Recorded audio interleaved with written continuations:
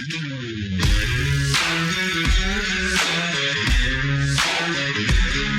well-regulated militia being necessary to the security of a free state. The right of the people to keep and bear arms shall not be infringed. Welcome to another edition of Bearing Arms, Cam and Company. My name is Cam Edwards. Glad you're with me on the program today. We're going to be talking once again about what's going on in Massachusetts, where confusion reigns. So we're now a week after the somewhat effective date of the sweeping new gun control laws in Massachusetts. And the state has sort of belatedly said, okay, we're going to delay the implementation of some of these things, right? The last time we talked about this was a week ago, the day that this law was supposed to take effect. And, we were hearing from gun stores that they were basically selling out of all of their inventory because they weren't sure that they're going to be able to sell anything going forward that wasn't on the firearms roster. So basically long guns, which are now defined as firearms in Massachusetts. That's a new change.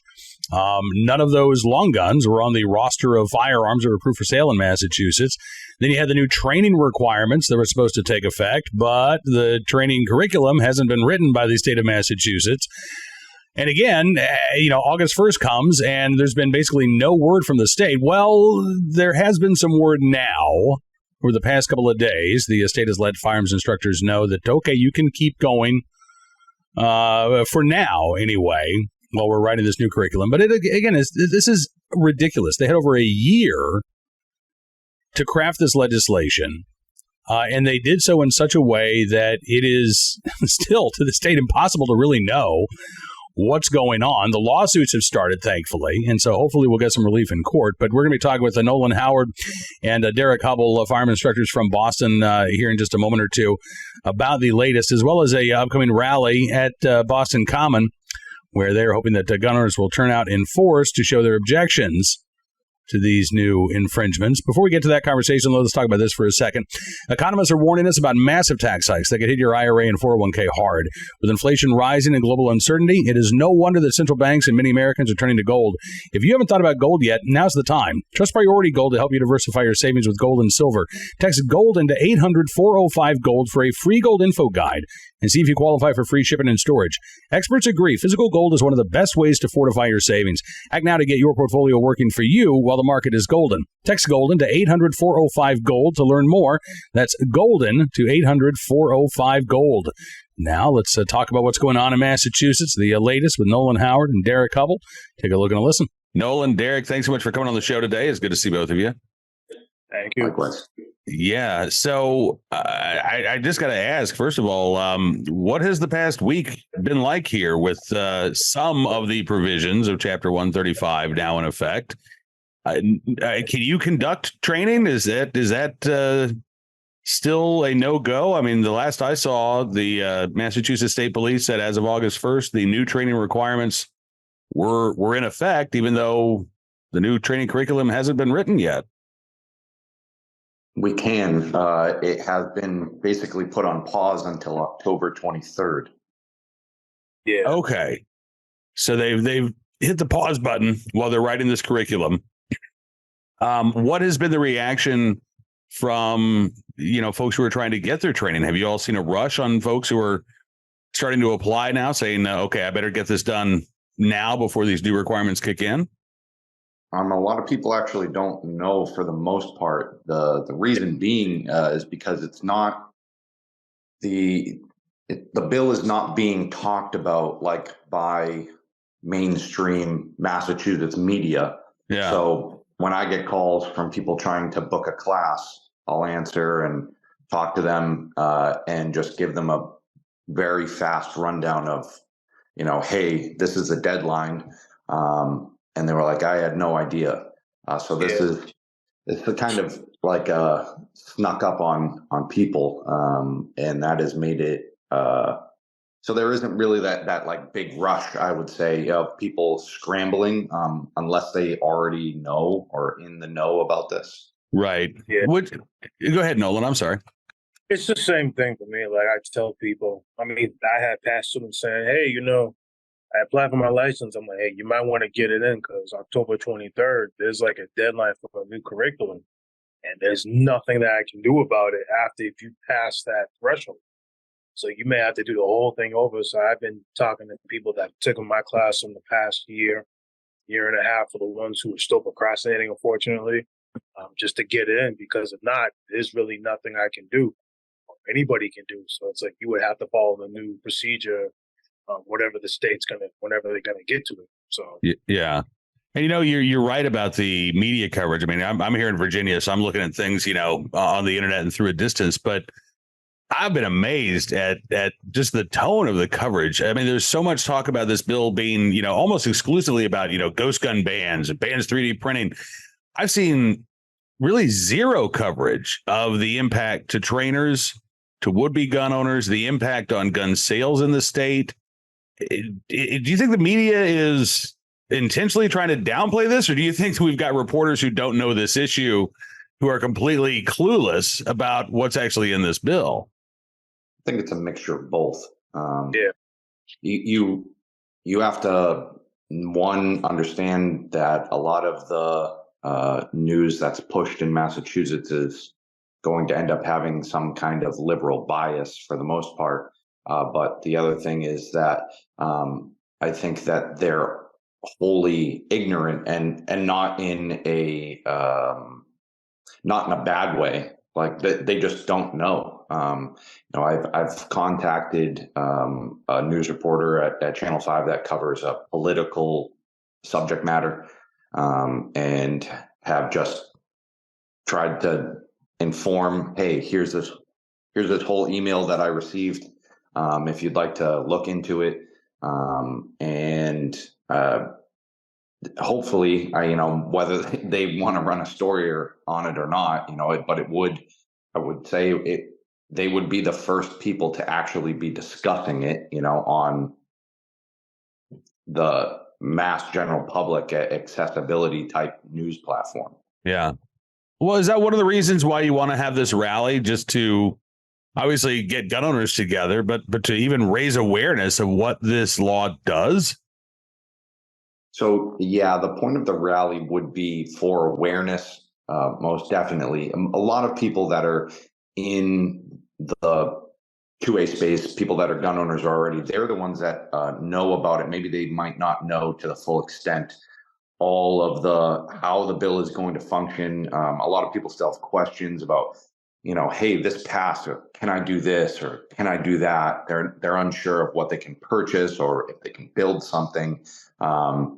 If this is going to impact, their training or anything to that degree.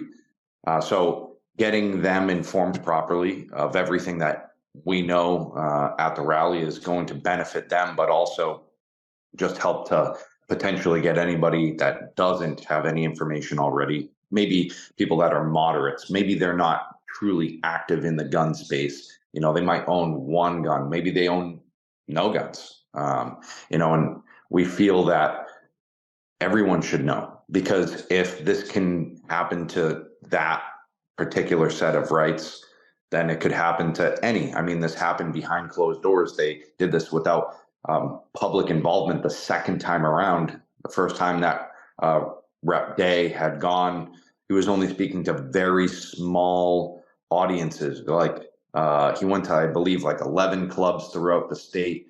And I can only imagine that the turnout was quite small because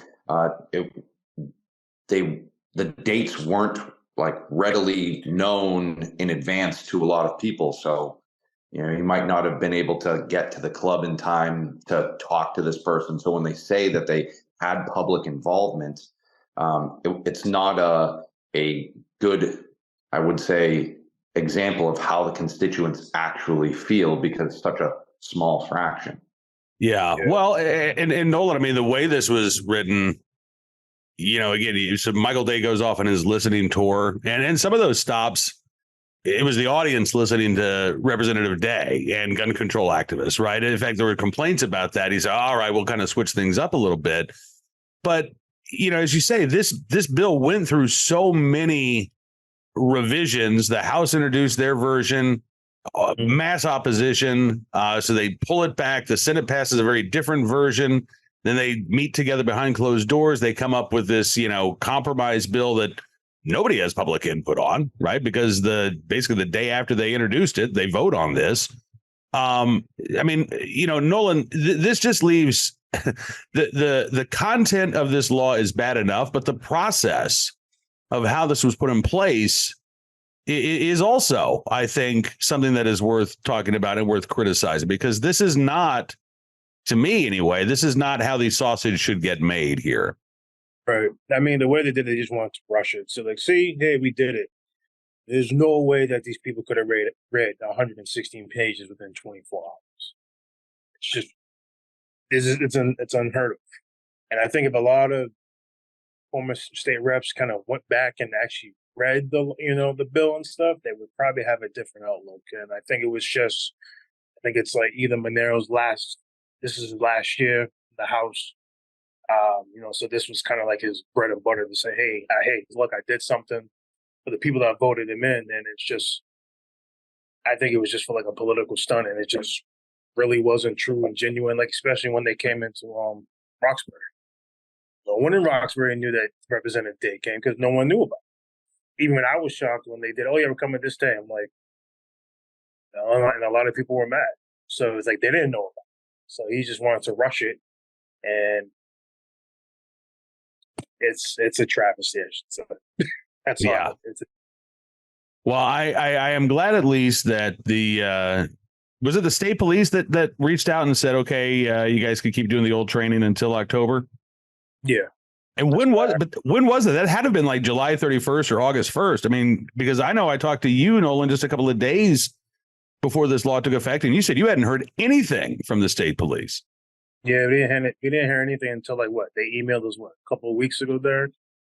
Yeah, it was shortly thereafter. It was like last week. They first initially sent out one email that said any certificates issued after August 1st may not be valid based off of the fact that they are not using the new curriculum. Then a lawsuit was filed. So they backpedaled very quickly because you cannot pause someone's constitutional rights. I don't know who thought that that would have ever been something feasible. But the lawsuit that was filed by Jason Gaida, I believe, Com2A, I think Goal may have been involved as well, and they got that stopped for the meantime. So until 10/23, we're allowed to run the regular standard curriculum. So there's 26 courses that you can take in Massachusetts, from the class with the Chief of Police Association to a couple NRA courses. And then there are some companies in Massachusetts that have their own, they've come up with their own curriculum that's been approved by the state police. So there's like 26 different courses. And I think that this is something that Massachusetts views as, hey, we have all of these different courses. What are they teaching? Let's try and build out a curriculum that has all of these things that we want in there, so we ensure that everyone is getting all of this information, which a lot of it's not necessary, in my opinion, in regards to it. I'm someone, I'd happily close up my business if we went constitutional carry in this state. I would have zero problems with that. But what they're trying to do is going to make it extremely difficult to teach your regular course potentially. Like my whole schedule will have to change. If they come 10/23 and they say, hey, here's this test. Now we've created this test that you're going to have to issue. And then here's the information regarding disengagement tactics that you have to teach. Here's the information regarding safety, all of this stuff. So we go from teaching a class that's somewhere around like 4 hours or so, if you're just doing like a home safety course, to now this course without the live fire, because that portion isn't being implemented for 18 months. You're probably going to be looking at a class that could be 6 hours long. No one's really sure how long the length will be, but with the added subject matter, it's like I'm not going to be able to have the class starting at 6 p.m. because people won't be leaving until midnight. Right. Right. I didn't realize that they had delayed the live fire aspect for 18 months because again, there's nothing like that in the bill. I mean, this honestly just seems like the state is just making it up as they go along at this point. That's what they're doing. They're making up stuff because I'm like, like I said, there was nothing. There's no live fire. It wasn't mandatory. Even like I do a home firearm safety, I still encourage my students, hey, schedule time with me after, just to get the live fire to go over, what we did for the 4 hours. Just sometimes you have that life you forget, so you want to kind of just keep it fresh, fresh in their head. And it's just, I didn't see anything. I think it's just full of crap. A lot of clubs now are kind of at the mercy of it, but they don't have to because it's private. So it's a debacle. We don't even know how it's going to work. What is it? There's like 6 probably total local clubs in the whole state there, right? So, if we're talking about like open public ranges that you can just, the for-profit clubs, the ones that are like businesses, is what Nolan's referring to, like where you can go and rent a gun and rent lane time. There's a handful of those in the state, and then everywhere else is private club that you have to be a member of to join, and those clubs typically already have someone selected from their members to instruct, someone that has been certified with the state police or whatnot to teach whatever class. It's typically an NRA class because all of the private clubs are typically NRA based, for insurance reasons and things like that. So it's understandable. But at the same time, like I was discussing yesterday on a local YouTube program, this puts the 5,000 plus instructors in the state at odds. What do they do? Where do they go? What type of space are they going to have access to?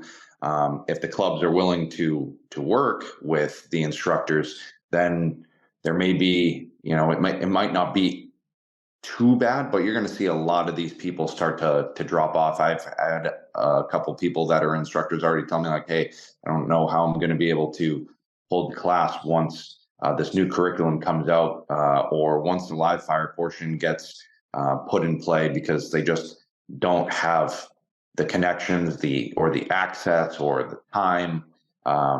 So it's creating a problem for people's income. If this is either their secondary source of income, maybe it's their primary source of income. Maybe they're just used to teaching a course that does not have any live fire, and they were very good at teaching it, and they had a regular amount of students. Like those people, if they don't want to comply with what's going on, then they have to shut their books and move on, which is it's only going to end up hurting us in the end, because a good analogy, would be like if you went to a deli and there was only one person serving all of the people in line at the deli.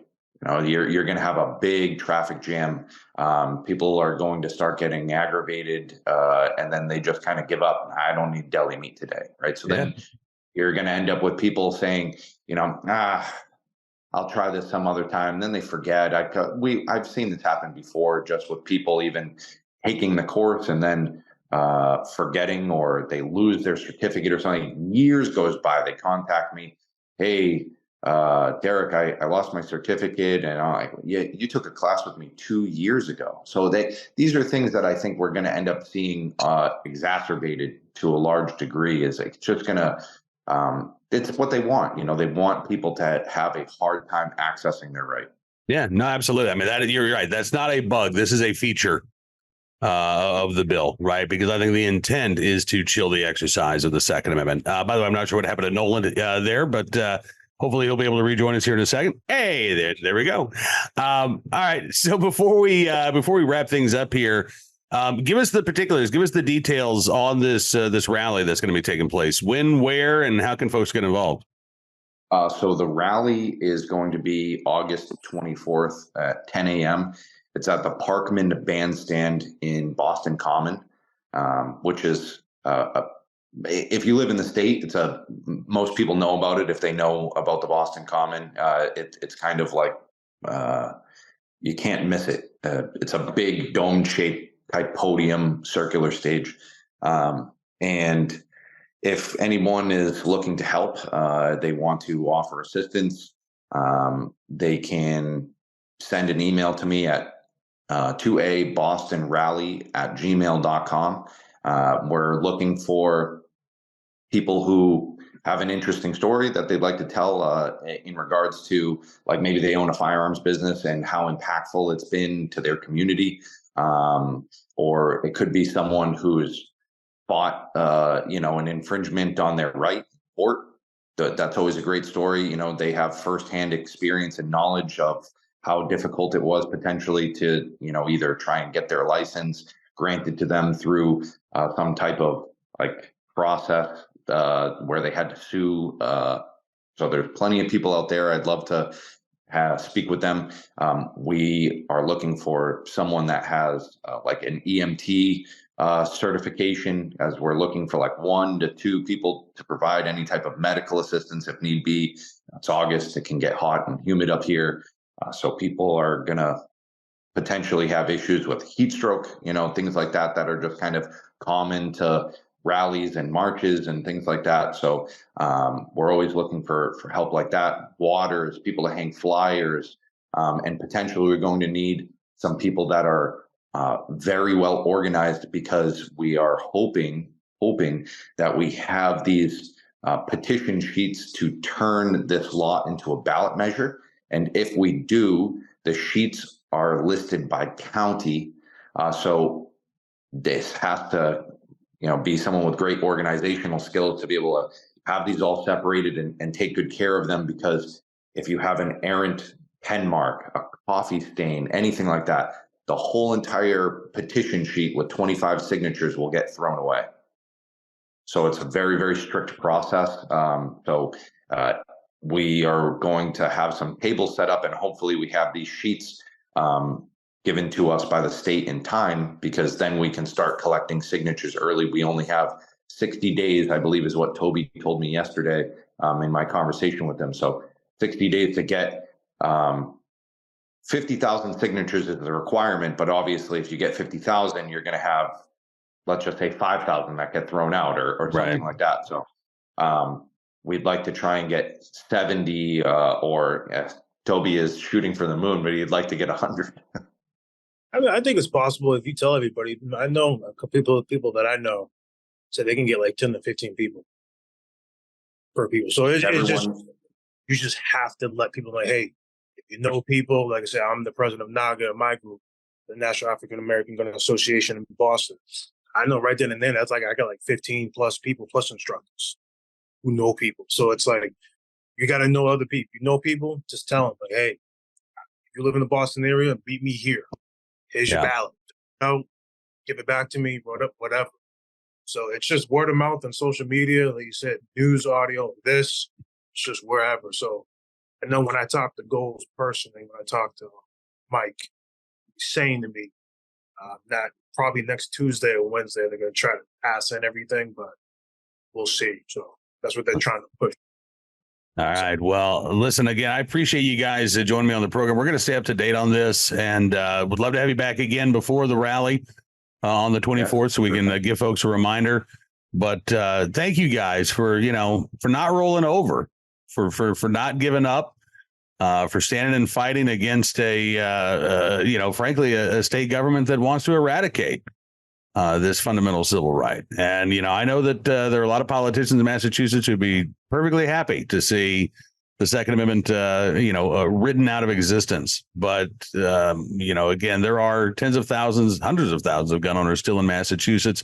Not all of them are Second Amendment advocates, but thanks to your efforts, hopefully we're going to see more advocates, out of these group of gun owners. So thanks again for everything that you guys are doing. Absolutely. Thank you. Absolutely. Derek, Nolan, we will talk again very soon. Thanks, guys. Right. Thank you. Thank you. And thanks to Nolan and Derek for joining me on the program. And again, just to give you an idea of how confusing this is, I'm looking here at Goal's website, the Gun Owners Action League website, goal.org. If you go there, they've got a whole page set up for Chapter 135 of the Acts of 2024. This is what House Bill 4485 is now titled, and since it has gone into effect. They have a list here of the effective dates for quote-unquote assault-style firearms, right?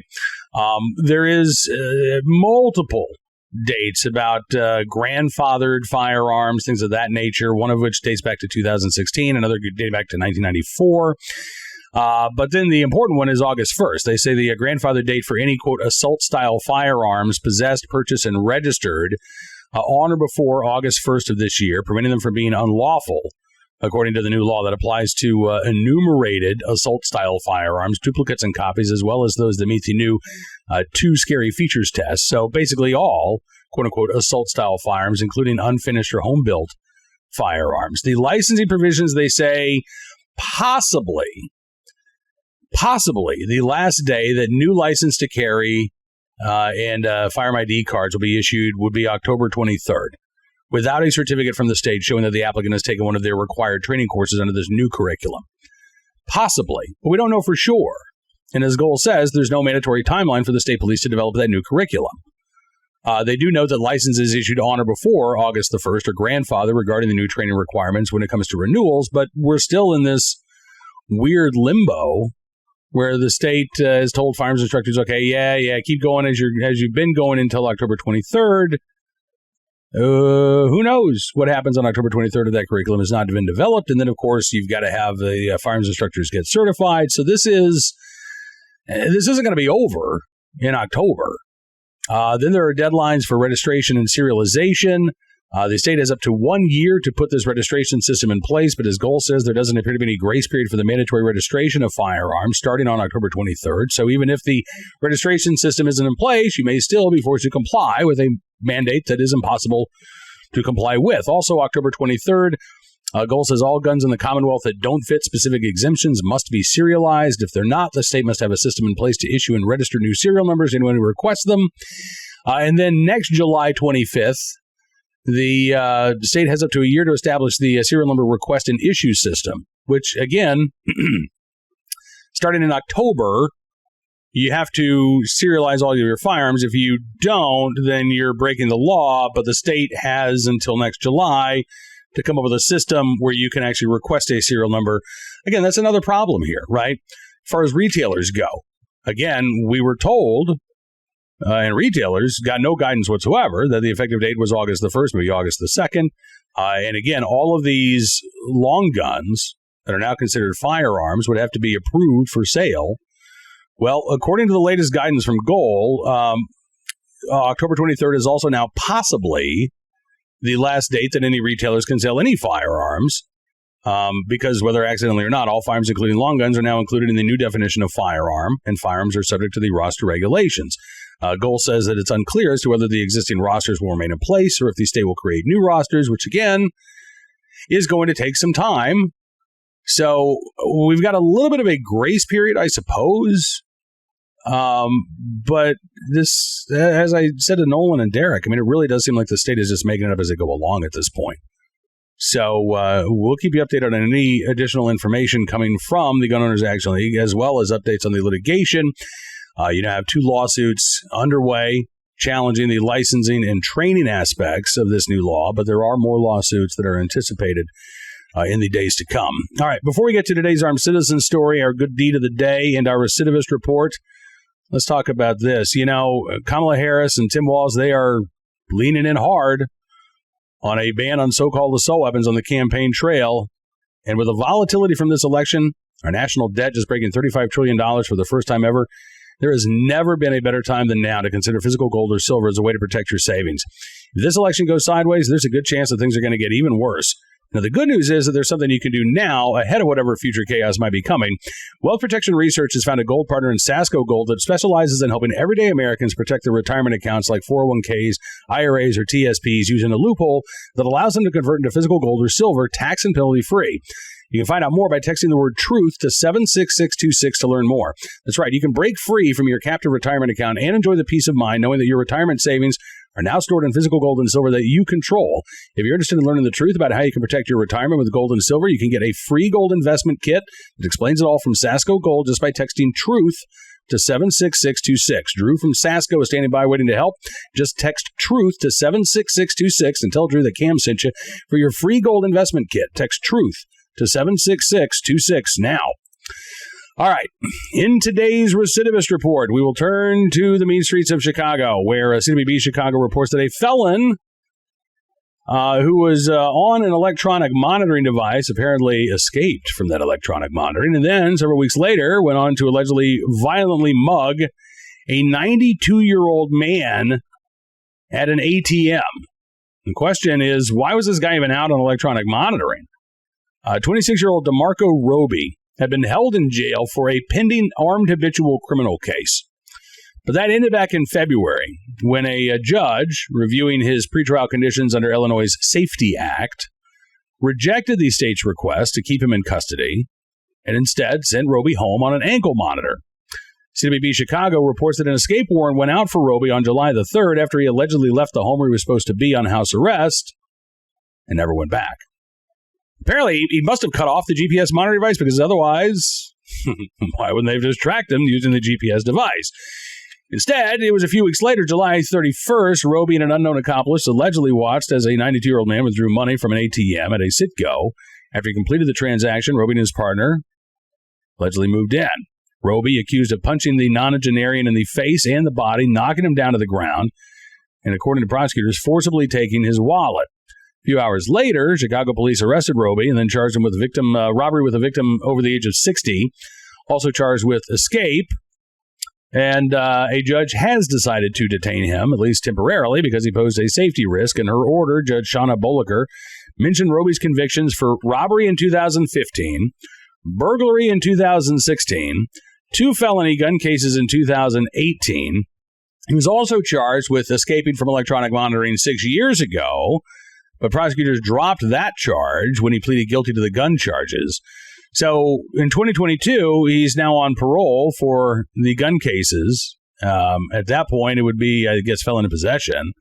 Chicago police officer said he dropped a gun while running from them in the Inglewood neighborhood. The state moved to revoke his parole, and Roby then remained in custody until Judge Leah Gonzalez decided to put him on house arrest in February. Now, there is an underlying issue here. He was apparently in custody from late September through February of 2024. So that's about a year and a half while he's awaiting trial. And that's a problem. We do have a right to a speedy trial. And if the criminal justice system is not functioning as it should, and you have people who are stuck in jail for a year or more while they're awaiting trial, you are going to find more judges who say, hey, listen, this isn't appropriate. This person's being punished after it hasn't even been convicted yet, may not even be convicted, which leads to more incidents of people like Roby being released on electronic monitoring. And in some cases, again, in many cases, these individuals are accused of going on to commit crimes while they're out on electronic monitoring or while they're out on bond awaiting trial. That is an issue. But it is also an issue with the criminal justice system. We do have judges who are very soft on criminals. We have prosecutors who are very soft on criminals. But a dysfunctional criminal justice system allows those individuals the opportunity to release prolific offenders back into custody. And that is something that, frankly, doesn't get talked about as much.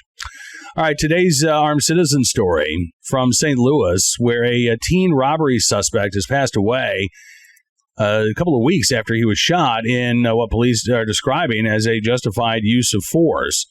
This was back on July 20th when the crime took place. It was just before 1:30 in the morning.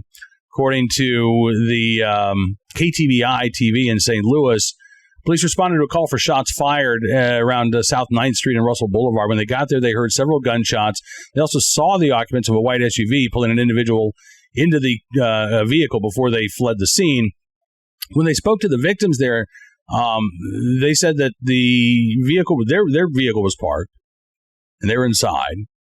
Then 4 men in dark clothing and ski masks ended up approaching their car. One of the masked men reached through an open door, started taking their belongings. 2 others stood armed behind the car. When one of the suspects went to open the car door, the passenger produced his own gun and shot the suspect. The victims managed to escape unharmed, but they told police that they heard gunshots as they were driving away. Shortly after the incident, 15-year-old Giovanni Diaz was dropped off at a local hospital by 3 men in a white SUV who then immediately drove away. And Diaz, again, sadly, passed away from his injuries this week at some point, apparently. KTVI reporting on that. You know, again, there's no honor among thieves. We don't know the ages of these other suspects because they haven't been taken into custody. But, you know, what happened when their patriot was shot and injured? Well, they just dropped him off, literally dumped him out there at the hospital door and sped off into the night. I would like to think that stories like this would be a wake-up call for individuals who may be thinking, you know what, people in a parked car, it's late at night, easy target, it's, 4-on-1, 4-on-2. Yeah. There is always the risk that your criminal enterprises are going to be stopped by an armed citizen who is willing and able to protect and defend their lives and the lives of others, and that's exactly what happened here in St. Louis. So we'll keep our eyes open for any details on arrests in this case, but again, the individual who shot the would-be robber not facing any charges. Police have said that there was a justifiable use of force. And finally today, our good deed of the day, in the right place at the right time, willing and able to do the right thing. An off-duty officer from Chelmsford, Massachusetts, who saved a 2-year-old girl in New Hampshire from a near drowning. The officer in question on vacation in the White Mountains in New Hampshire. Officer Matthew Seck was with his family when he heard the screams coming from the shore of Iona Lake. Seck saw a woman holding her 2-year-old daughter who was unconscious and was not breathing at that point. She had just pulled the child out of the water. Chelmsford police say that Seck rushed to the scene, delivered several back blows to the child to expel water from her lungs. The child did regain consciousness at that point. Paramedics arrived a short time later. The child was taken to a local hospital, has since been released, is reportedly in good health. And again, all because of the quick thinking of Officer Matthew Seck with the Chelmsford, Massachusetts Police Department, in the right place at the right time, willing and able to do the right thing. And Officer Seck, we thank you for your very, very good deed. All right, that is going to do it for this edition of Bearing Arms Cam & Company. I want to thank you for being a part of the program, as always. Also want to thank you for the well wishes for Miss E. For those of you who tuned in to the very end of yesterday's program, thank you very much. It is it's still a challenge. We've still got a way to go, but she is feeling minutely better than she did a couple of days ago. So your thoughts and prayers still very much appreciated. We'll be back with another edition of Bearing Arms Cam & Company on Monday, but please do check out bearingarms.com. Between now and then, we've got you up to date on all of the latest Second Amendment news and information from all across the nation, including good news out of Massachusetts. A federal judge there tossing out most of Mexico's lawsuit against U.S. gun makers. We are also continuing to follow the latest anti-gun machinations from the Harris Walls campaign, as well as the media's studious attempts to ignore Kamala Harris's change of heart, supposedly, when it comes to mandatory gun buybacks, and Tim Walz's record as a once A-rated politician, and then that magical transformation that came just as he was running for governor in the state of Massachusetts, no longer representing a pretty pro-gun congressional district there in southern Minnesota. Yeah, amazing how that change of heart happened when it did. But we've got those stories and more all for you at bearingarms.com. If you like what you see, I'd also encourage you to become a VIP or VIP Gold member. Just go to bearingarms.com/subscribe. Use the promo code SAVEAMERICA, and you can get a significant savings on your VIP membership or VIP Gold membership. We certainly do appreciate your support. It means a great deal to us in this day and age of big tech censorship and, frankly, rampant anti-gun media bias. So thank you again for stepping up and supporting our mission here at Bearing Arms. Hope you have a great weekend. We'll see you back here on Monday. Until then, be well, be safe, and be free.